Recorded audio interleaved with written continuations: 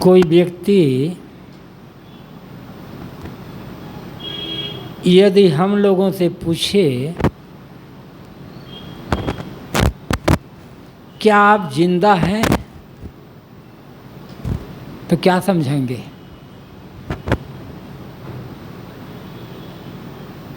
क्या उत्तर होगा? कहीं ऐसा तो नहीं है कि उस आदमी को समझने लग जाए कि ये कैसे आदमी है, ये पागल आदमी क्या पूछ रहा है।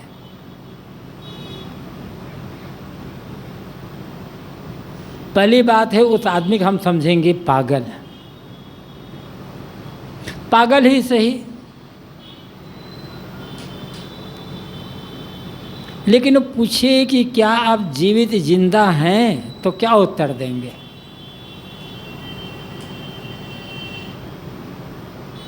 एक हाँ मैं जिंदा हूँ, तो पूछे आप जिंदा हैं, पहचान क्या है? करे मैं चलता फिरता हूँ, तो रोबोट भी तो चलता फिरता है ना,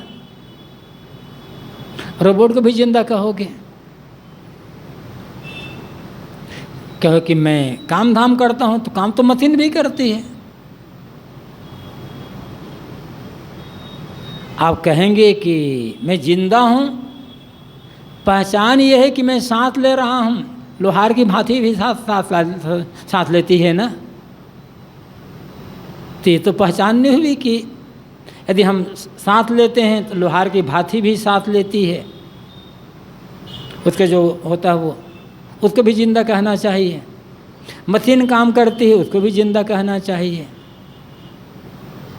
रोबोट भी चलता है, उसको भी जिंदा कहना चाहिए। ये जिंदा होने की पहचान नहीं है। इसी में एक उदाहरण याद आ गया। बहुत पहले गुजरात बड़ोदरा यूनिवर्सिटी में एक सेमिनार का आयोजन किया गया था, और गेट पर एक बड़ा सा बैनर लगा था, यह सेमिनार केवल युवा लोगों के लिए है। ठीक है, ये बात तो समझ में आती है, युवा लोगों के लिए है, लेकिन नीचे लिखा था युवा होने के लिए किसी उम्र की आवश्यकता नहीं है।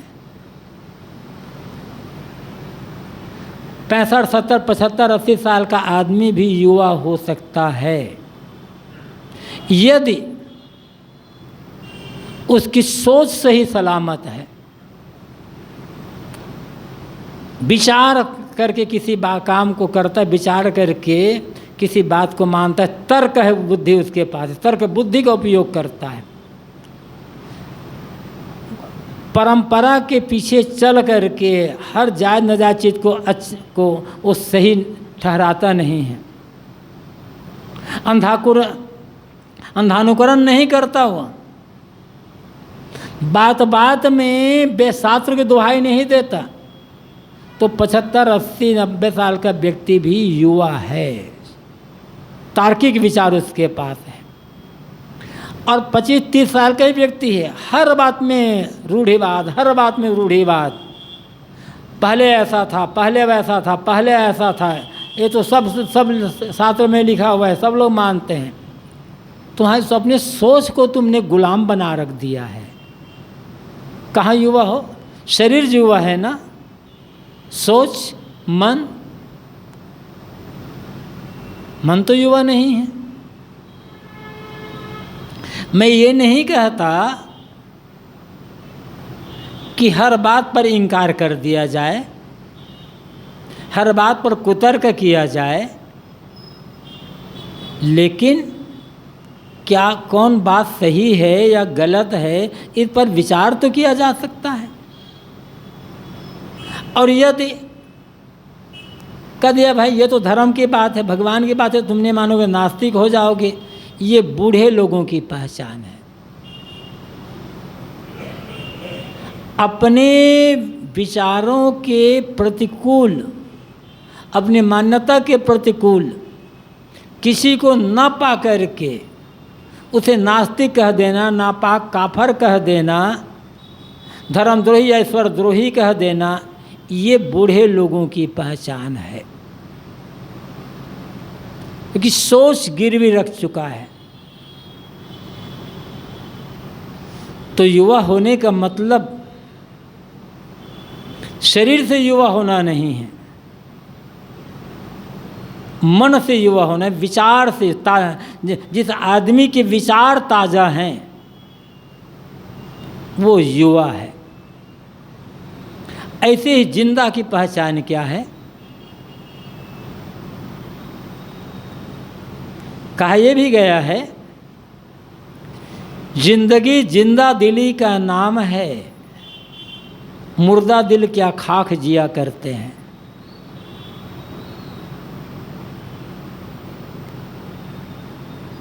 हर बात बात में चिंता, तनाव, फिकर, कुढ़न, शिकायत, बोझिल मन, कहाँ जीवित हैं आप? ये जिंदा की पहचान नहीं है। जिंदा आदमी, जो जीवित आदमी है, किसी समस्या को लेकर पीड़ित नहीं होता नहीं है वो। आप जीवित हैं, इस बात का प्रमाण है कि आपके जीवन में समस्याएं हैं। समस्या केवल जीवित मनुष्यों के पास होती है या आती है, मुर्दों के पास नहीं आती। खुशी मनाइए कि आपके जीवन में समस्या है, क्योंकि आप जीवित हैं। एक व्यक्ति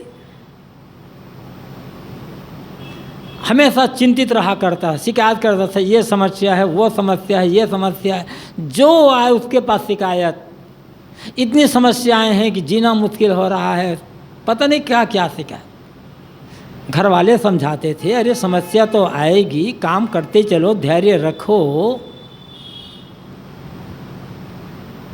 बस काम करते करते, धीरज रखते रहते, समस्याओं समाधान होता रहता, इसी में ज़िंदगी चलती रहती, आगे बढ़ती रहती। इसी में ही सब लोग उन्नति का भी काम करते हैं, धर्म परमार्थ का भी काम करते हैं। तो क्यों रोते रहते हो हमेशा? लेकिन किसी का समझाना काम नहीं आता था। कुछ लोगों की मानसिकता ऐसी होती है, कितना समझाओ, कितना समझाओ, कोई समझते नहीं। एक संत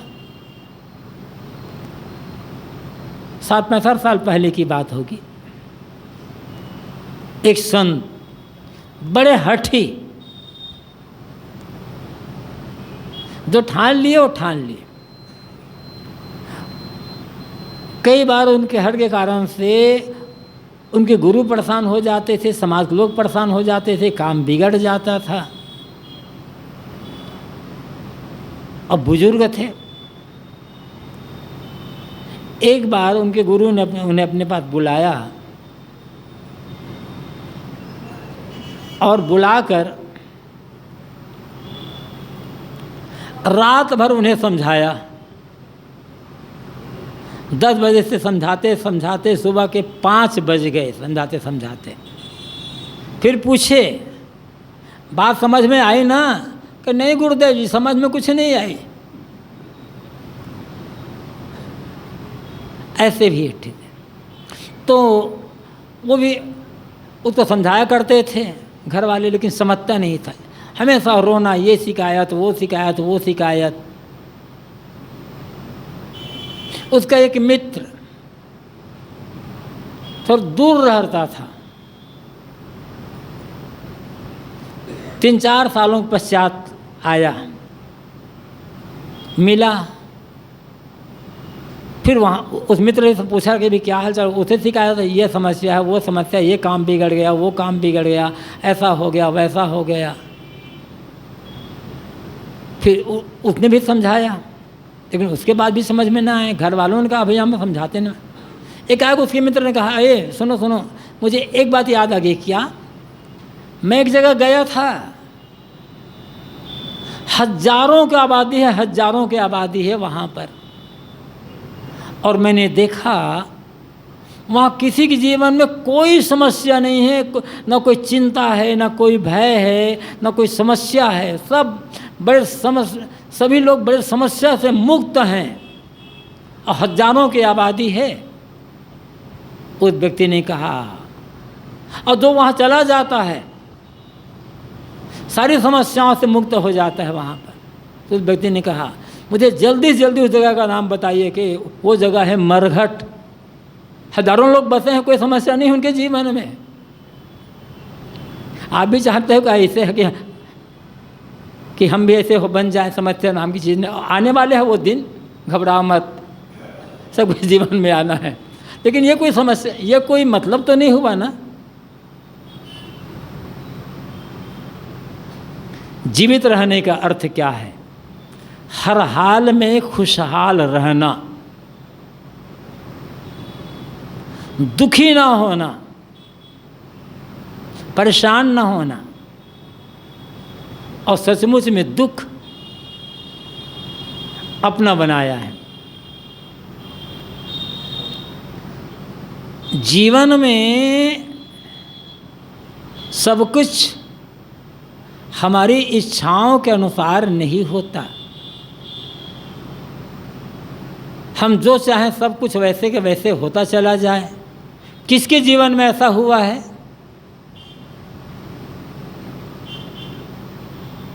कम ज़्यादा, अनुकूल प्रतिकूल परिस्थितियाँ, हानि लाभ, घाटा मुनाफा, मिलना बिछुड़ना, हर आदमी के जीवन में सब लगे हुए हैं।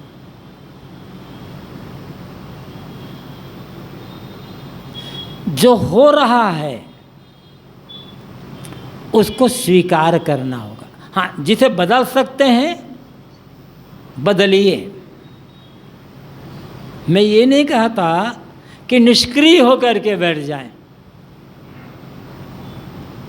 निष्क्रिय होना मुर्दा होने की जल्दी शुरुआत है। ये जो आदमी एकदम निष्क्रिय हो जाता है, किसी प्रकार का कोई काम नहीं करना चाहता, जल्दी मरने की तैयारी है उसकी। साहब ने कहा है, जौनों कर डोले पहुँचाले तौल आत्म के। जब तक तुम्हारे हाथ पैर साथ दे रहे हैं, हाथ में ताकत है, तब तो दूसरों को भरोसा मत करो, खाली मत बैठो। अपने कल्याण के लिए, दूसरों की सेवा के लिए कुछ न कुछ करते रहो।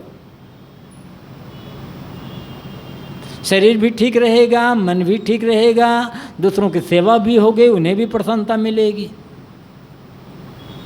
निष्क्रिय हो जाना, मौत को जल्दी दावत देना है। तो अपने से जो बन सकता है करते रहना है। जिसे आप बदल सकते हैं, बदलने का प्रयास करना है। अब बदलने का प्रयास करेंगे तो सक्रियता तो होगी ही होगी, लेकिन पूरी सक्रियता रखने के बाद भी कुछ ऐसी घटनाएं जीवन में घटती हैं जिन्हें रोका नहीं जा सकता। उन्हें स्वीकार करो ना, और हंसते हुए स्वीकार करो, हंसते हुए, रो करके नहीं। रो करके स्वीकार करना जिंदगी की हार है, मजबूरी है। वो मजबूरी से जीवन नहीं बदलता।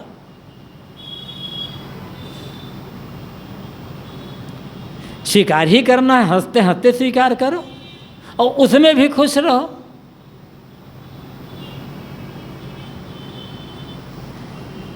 जिन लोगों को आदर्श मानते हैं, जिन्हें महापुरुष कहते हैं, भगवान कहकर जिनकी पूजा आराधना करते हैं, उनके जीवन को देखो। पहली बात तो वे कि वे निष्क्रिय नहीं रहे। दूसरी बात, वे रोना रोते नहीं रहे, करते रहे, आगे बढ़ते रहे। तो जिंदा होने की पहचान, हम जीवित हैं, पहचान है दुखमुक्त जीवन जीना, उन्मुक्त मन, कहीं बंधा हुआ मन ना, सबसे मन ऊपर उठा करके रखो, क्योंकि मन पर ही तो अधिकार है ना, शरीर पर अधिकार कहाँ है। संयम करें, परहेज करें, जरूरत पड़ने पर दवा का सेवन करें, ये तो आप करते, ये आपके अधिकार में है बस। लेकिन शरीर को जैसा चाहे वैसा बना करके रखना, ये अधिकार में नहीं है, किसी के अधिकार में नहीं है।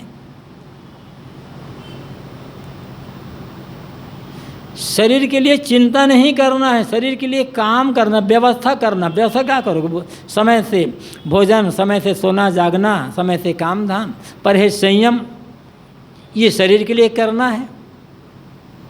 लेकिन ये सब करते हुए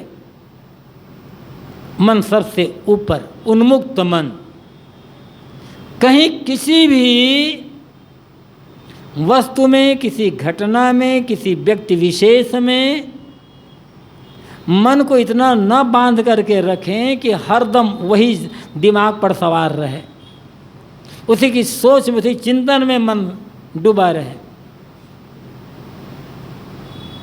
फायदा क्या होगा इसको?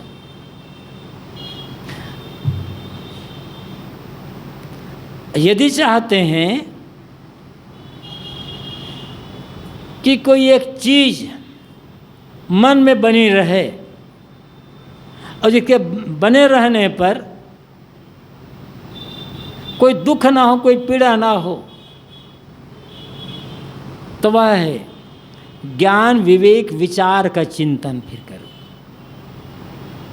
आत्मचिंतन का काम करते रहो। यदि ज्ञान, विवेक, विचार का चिंतन कर रहे हैं तो आप जिंदा हैं, फिर कभी दुख नहीं होगा आपके मन में। ज्ञान, विवेक, विचार की बातों का चिंतन जब हम बंद कर देते हैं, अनावश्यक, अनुपयोगी चिंतन जब मन में बराबर चलते रहते हैं, तो वही हमारे तनाव का, चिंता और भय का कारण बनता है।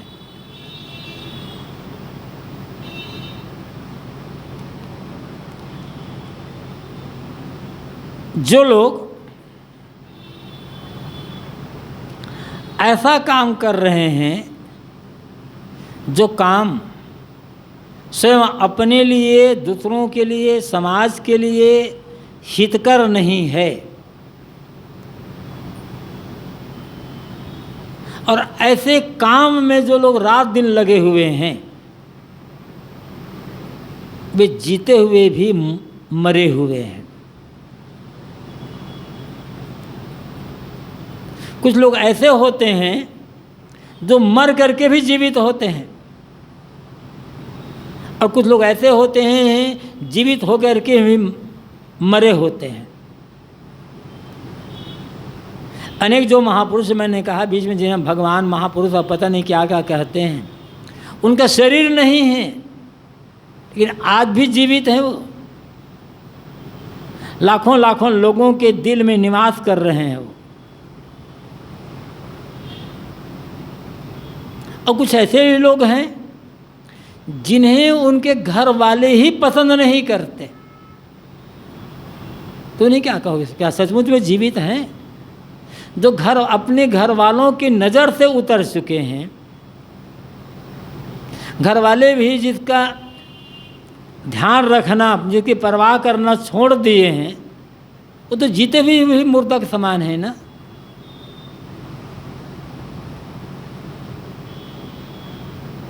ऐसे मुर्दा बनने की आवश्यकता नहीं है।